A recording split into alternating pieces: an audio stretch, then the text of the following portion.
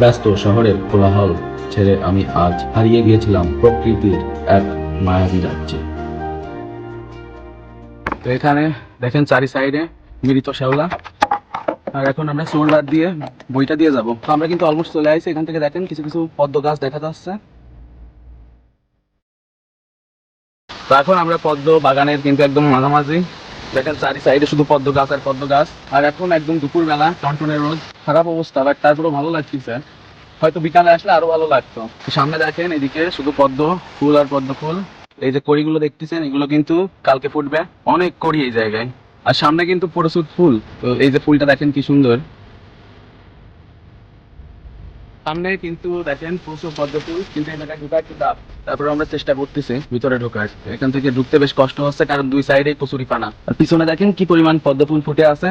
আর সামনে আরো বেশি। তো আমরা এখন সামনের থেকে এগোচ্ছি। কি সুন্দর পরিবেশ, আপনারা কল্পনা করতে পারবেন না এখানে না আসলে। তো আমরা অবশেষে হার মানলাম, ভিতরে ঢুকতে পারলাম না। আমরা এখন অন্যদিক যাবো, ওইদিকে যাওয়া সম্ভব হচ্ছে না।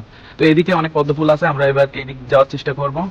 তো আমরা কিন্তু এক এক করে পদ্ম ফুল সংগ্রহ করতেছি, দেখি কতগুলো করতে পারি। এগুলো কি সাপ? দেখুন কি সুন্দর একটা পদ্ম ফুল। আর এগুলোর গায়ে কিন্তু প্রচুর কাটা থাকে। তো আমরা এক এক করে ফুল ছিটতেছি আর সামনে এগোচ্ছি।